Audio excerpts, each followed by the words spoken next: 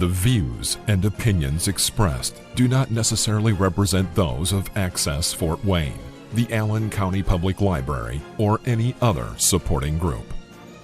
If you or anyone you know might be interested in making a television show, please call 260-421-1250. Access Fort Wayne is a department of the Allen County Public Library.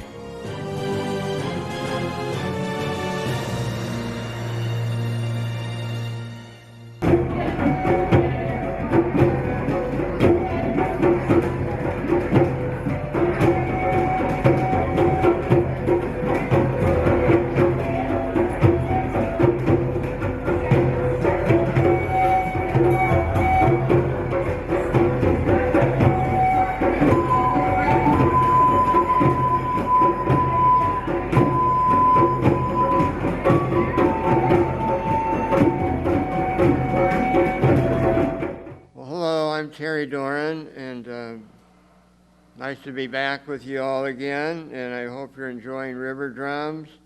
Pineapple Project kids were fantastic. Adam and Lauren, fantastic.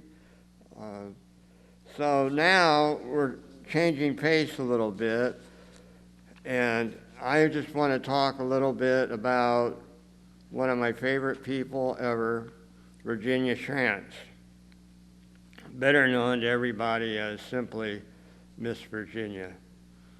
Miss Virginia was a retired nurse who lived at 1312 South Hannah Street in Fort Wayne, where she opened her home and her heart to those in need.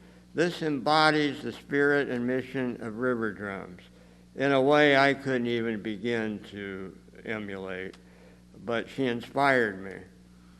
And I make documentaries, and in the 90s, Jamie Smead and I made a documentary called Voices of Hunger, and we interviewed Miss Virginia. And today, with the pandemic and the dedication to all those who have died from the pandemic virus, and those who are ill, those who grieve their loss, we dedicate it to all those people.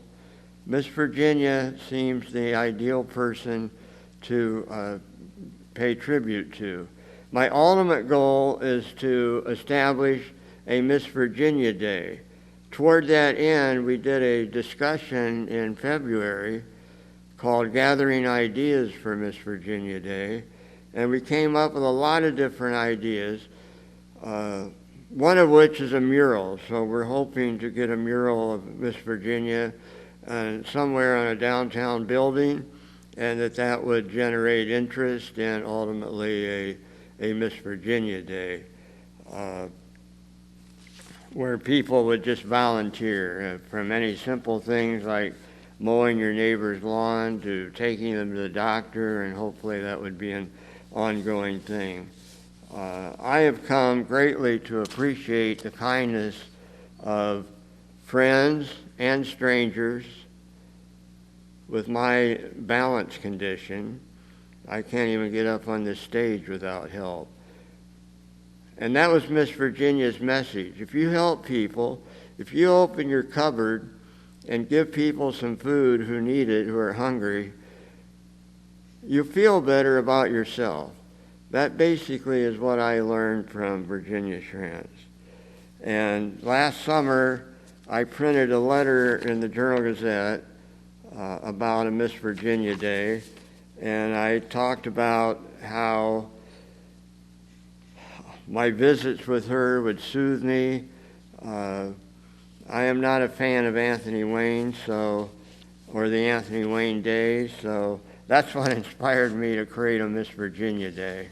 Far better person to glorify, who helped people. And, you know, her food pantry, when she started, there was no food pantry, nothing. It was just Miss Virginia. You just go in, you'd need food, and she wouldn't even ask your name. You didn't sign any papers. You didn't have to show any proof of income or lack of income. And in 1992, she was honored with a big award of an International Humanitarian Award in Washington, D.C. So It's not just me. And now the food pantry is going strong. They serve over 6,000 people 3 days a week. I think they're open 3 hours each day. And they serve people food, and different agencies and individuals donate the food. So this is Miss Virginia's legacy, and this is why today I make RiverDrums a tribute to Virginia Schrant.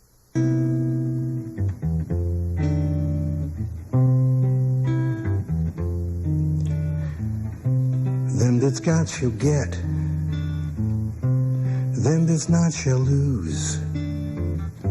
So the Bible says, and it's still good news. Mama may have, and Papa may have, but God bless the child who's got his own, who's got his own.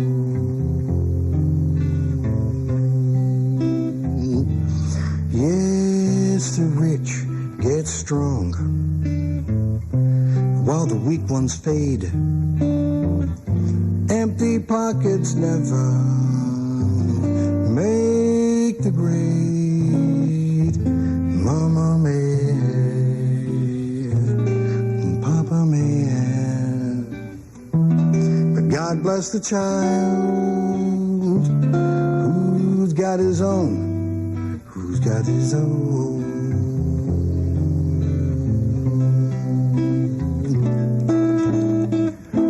Money, you've got lots of friends hanging round your door, but when the money's gone and the spending ends, they don't come no more. Rich relations and such off a crust of bread. You can help yourself, but don't take too much. Mama may have, and Papa may have, and God bless the child who's got his own, who's got his own.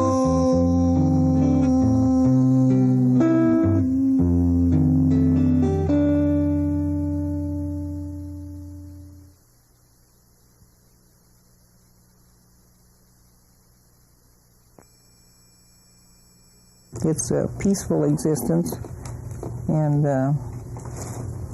if people would share their food,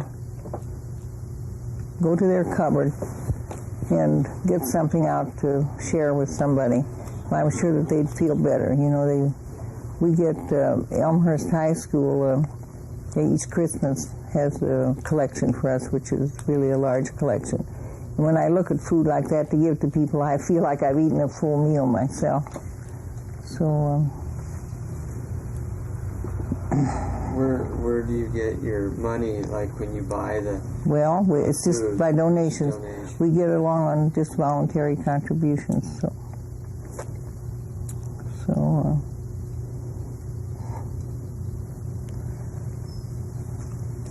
you think that? But I'm sure if people would wonder about being hungry, or maybe go hungry themselves, or maybe eat only one meal a day themselves, just to see how it feels to be hungry.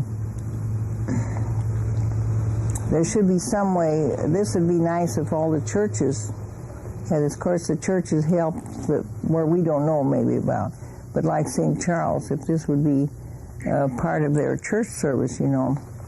With the early Christians, their offertory was food that the people brought, and the minister took what he needed for himself, and the rest was given the blessing, blessed it, and was distributed among the needy people. And this is the way they didn't ask Caesar for anything, and they helped each other. They took care of each other when they were sick, and they helped each other repair wherever they lived, you know, and and do all the things. They didn't ask Caesar for money to do anything with. And so this is a good thing to learn something about the early Christians and maybe try to copy. Do you think some churches have forgotten?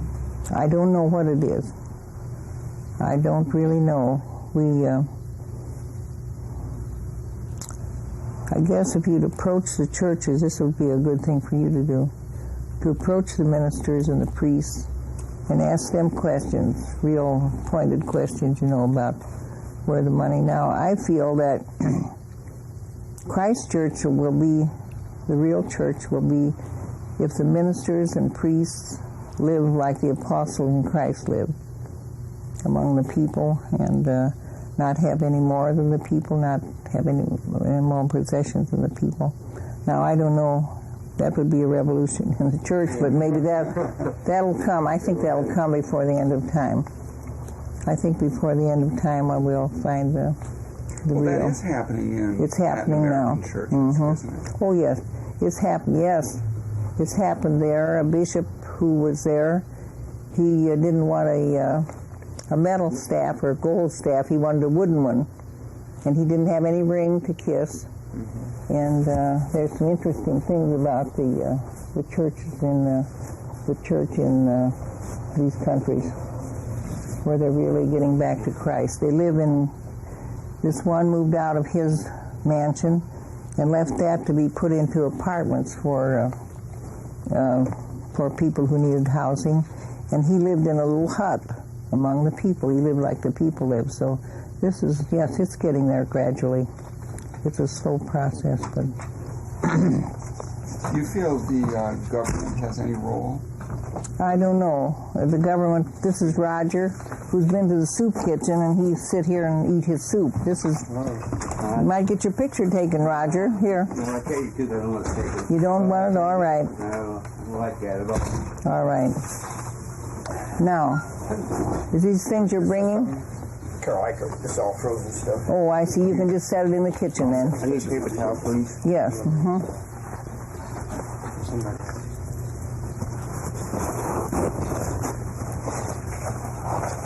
Roger. Where's the front of the Yeah, we're working with Channel 6. Oh, 6? And other groups. Oh, that might have been 21. I didn't know.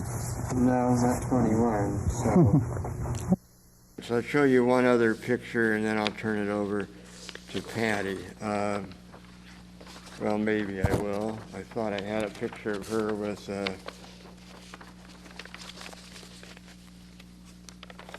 another famous, yes, here it is. Mother Teresa was in Fort Wayne, Miss Virginia. Well, anyway, you see the picture.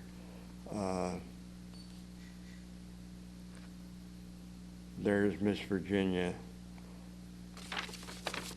So thank you.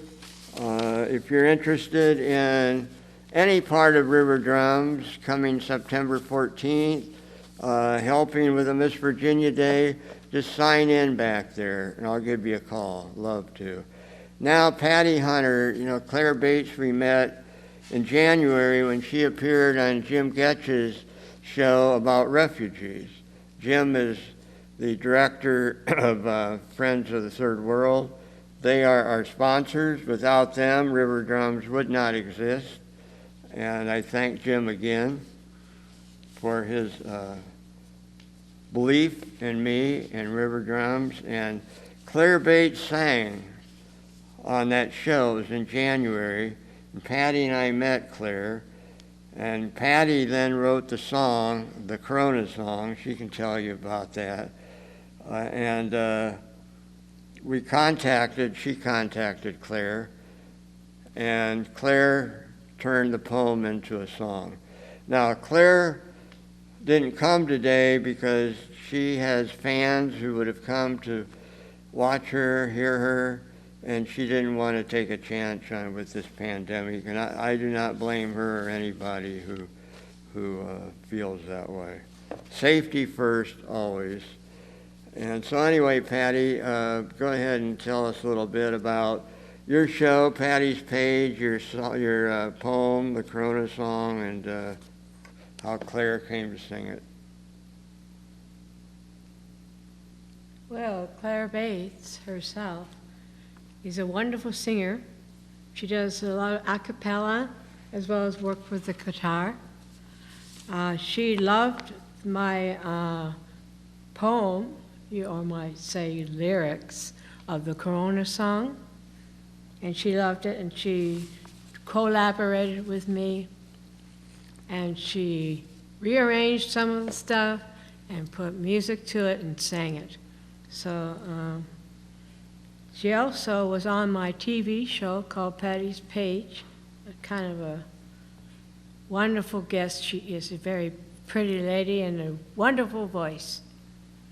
We're going to be showing Claire Bates singing on tape. This will be done in about half a minute. So here we go with Claire Bates doing some of the concerts that we had on my TV show. So you and I wrote the Corona song, and this is a song that I wrote a few weeks before that, struggling with an illness myself that was probably the coronavirus. A doctor had said to me. And I was reflecting on the vulnerability and resilience that we as humans can experience, that we go through really hard times and we still try to find a way to take care of ourselves and make things better for ourselves and others and find our way through. And that's part of what it is to be a human being. That's part of the significance of that. So this song is called Blade of Grass.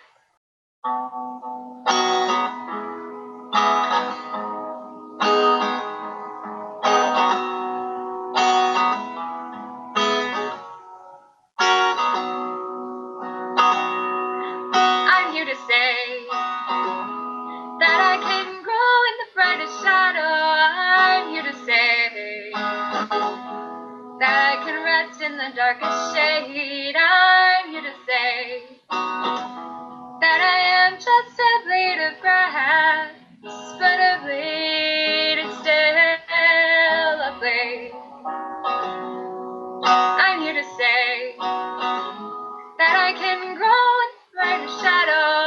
I'm here to say that I can rest in the darkest shade. I'm here to say that I am just a blade of grass, but a blade is still a blade. A blade is still a blade. This next song is a little bit more of a protest song, and it's about the fact that in our society, there are a lot of reasons that we have to take care of ourselves somewhat protectively, and it's asking, a longing for a society in which we can let down our guard and take better care of each other as well. For reference sake, verse 2 uses the words Faraday hat. A Faraday hat is something, well, a Faraday cage or a Faraday anything is something that blocks a signal from coming in or out, like a cell phone signal, a radio signal. So a hat would be, something that blocks that signal. So you'll hear that in this song. What's it called? So the song is called Spiky Shells. Mm-hmm. And I wrote it in California, in the part of California where I sensed that people were really needing to defend themselves against a lot of kinds of injustice.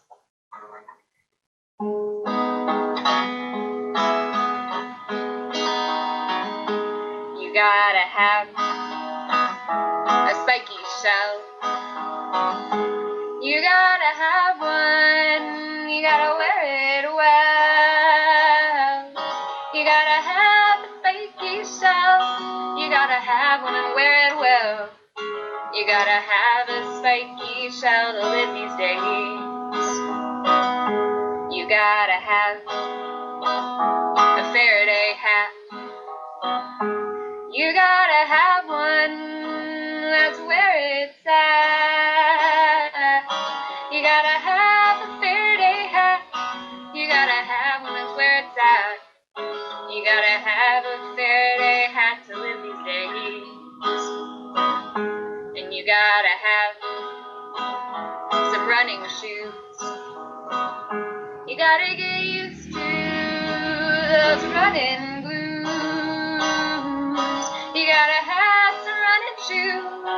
your peace with the running blues. You gotta have some running shoes to live these days. And you gotta use your shell as a home. Yeah, you gotta carry it all alone. You gotta use that shell as a home. You gotta carry it all alone. You gotta use that shell as a home to live these days. 'Cause you gotta have a spiky shell. You gotta have one. You gotta wear it well. You gotta have a spiky shell. You gotta have one and wear it well. You gotta have a spiky shell to live these days. You gotta have a spiky shell to live these days. So the last song that I would like to play is a song that my mom, Catherine Bates, wrote, and it is called Tout le monde, which means all the world, or Tout le monde est beau aujourd'hui, which means all the world is beautiful today. Oh, and we have, I bet you and Bob probably speak French, don't you? Un petit peu, ma. I'm guessing. Oh, yeah. Maybe you do. Oui, oui. Great. Enough to understand the song, I'm sure. Si. So this song is in French, but I also will sing it in English as well so that people can understand what's going on. But basically it says, all the world is beautiful today, all the earth is beautiful today. That's pretty much the song. Maybe you'll want to sing along. Sure.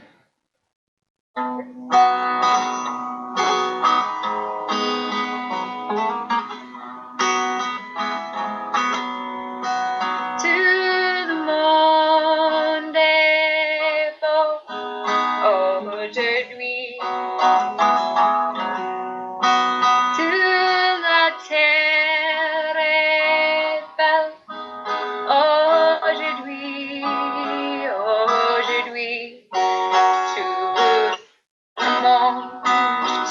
le monde, toute la terre, tout le monde est beau aujourd'hui. All the world is beautiful today. All the earth is beautiful today. Oh, today, all the world, all the earth, all the world is beautiful today. Tout le monde est beau aujourd'hui. Toute la terre est belle aujourd'hui.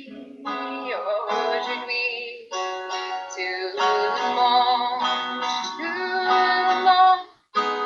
toute la terre, tout le monde est beau aujourd'hui. Something is hurting us here on this precious earth. It's a deadly bug I fear, coronavirus here.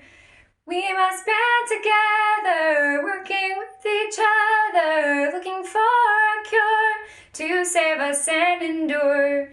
Please wear your mask, please wash your hands, keep 6 feet apart, we must do this by heart. Defeat this killing germ, the one that's doing harm to people on our sphere, and drive it out of here. We must band together, working with each other, looking for a cure to save us and endure. Please wear your mask, please wash your hands, keep 6 feet apart, we must do this